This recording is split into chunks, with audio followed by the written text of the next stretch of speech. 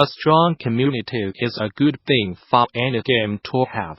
But getting one off the ground is sometimes easier said than done. In this game discoverability data from DD 2019, No More Robots director and former Gamasutra editor, Mike Rose, offers developers advice on how to build a pure games community from nothing. It's a talk that builds on his experience creating communities on Discord. No More Robots published games like Descenders and Now Tonight, and one that aims to give developers steps for both building a community and keeping those community members entertained and excited through the launch of a game.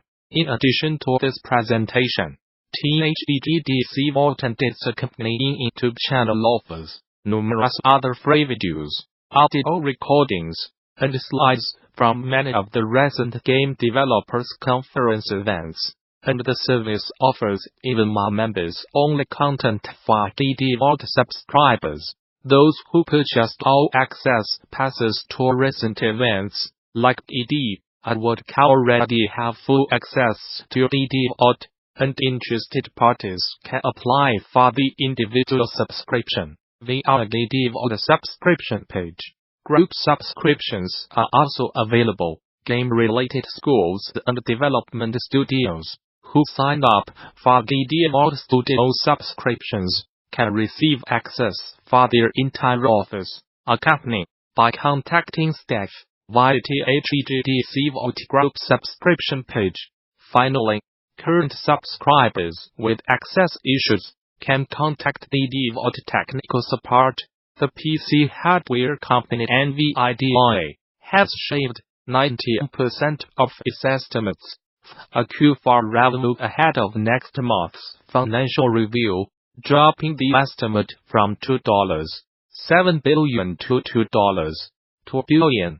The company had, as reported by Ars Technica, already endured a dip in demand, following a decrease in cryptocurrency interest. But this latest reduction is driven primarily by lower than expected sales of its RTX Pure line, and some amount of economic uncertainties. NVIDIA now says that sales of the RTX line were below the company's initial expectations, something that could boil down to the fact that not many released games have taken advantage of some RTX exclusive features quite yet. As pointed out by us, currently Battlefield E is the only PC game on the market that makes use of the ROX's ray tracing tech.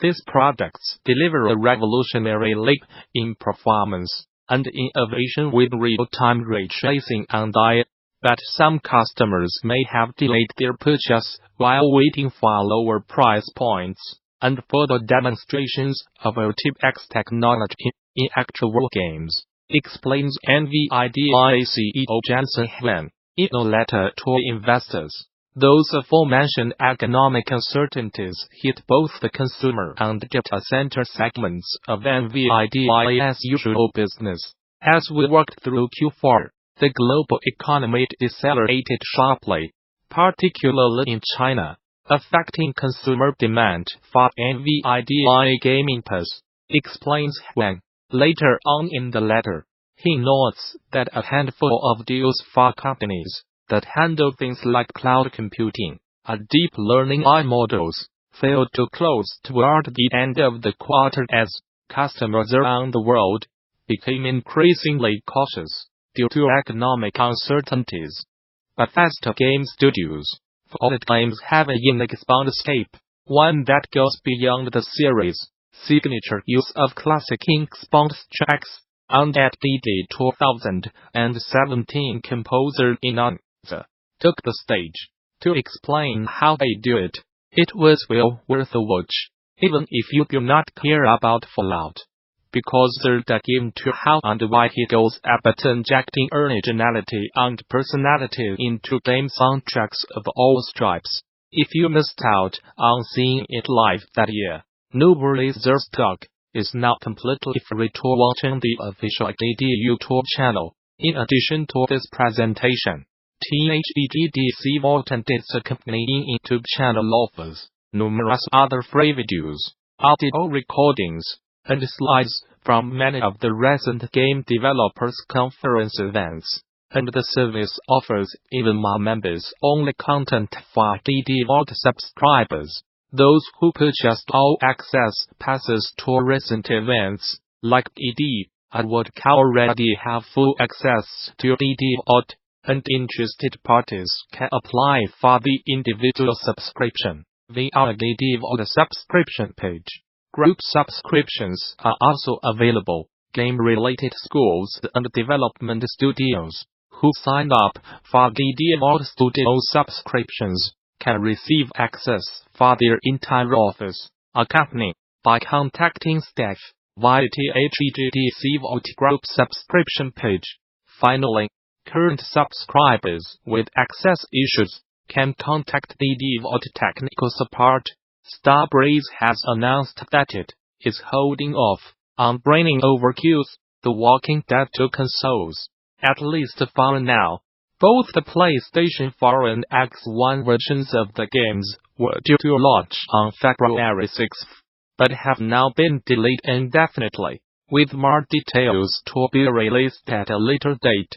For Starbreeze, the decision to delay the console launch of Overkill's The Walking Dead comes during a rough patch in the company's history. Prior to its release, company leadership had previously touted the game as its biggest release since Payday 2, a game that, despite releasing 5 years ago, is still a top earner for Starbreeze.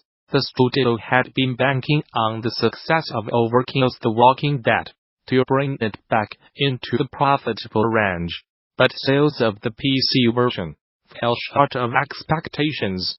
Following the game's release, Starbreeze announced that it had initiated a program to reduce costs and sharpen focus on core business, including internal and external development, in order to keep what Kinfo Sebastian Oskak described as the company's important games alive and headed toward release. Following the Activision Blizzard layoffs hitting employees today, Venture reports that King's mobile game studio Z2 Live visiting down, resulting in the loss of 78 jobs.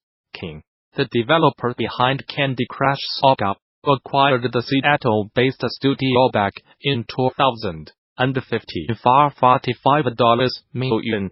Z2 Live was known for developing the mobile Gamasutra Storm, Online and Battle Nations.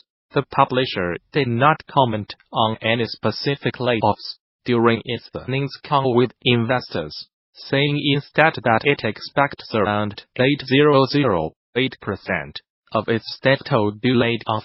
The studio was likely shut down as Activision Blizzard said the company is focusing on its core franchises, despite the fact that Z2 Live generated an estimated $200 million over the last few years. If you are someone you know has been affected by this closure, you can mail Gamasutra to share your story confidentially. Additionally, an updated document of studios currently hiring can be found here. Valve has put the kibosh on the Steam launch of an adult game that centers around committing violence and sexual assault to women amid a zombie apocalypse, saying that, after significant fact-finding and discussion, the game was ruled benefit for the PLATF around due to the fact that it poses unknown costs and risks.